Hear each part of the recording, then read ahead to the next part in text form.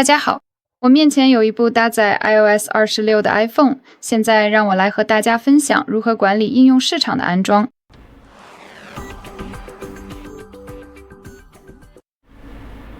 首先，我们先打开设置，然后向下滚动，找到屏幕使用时间这个选项。接下来进入内容与隐私访问限制，然后打开安装与购买选项。正如你在这里看到的，我们有一个应用市场选项，只需点击它。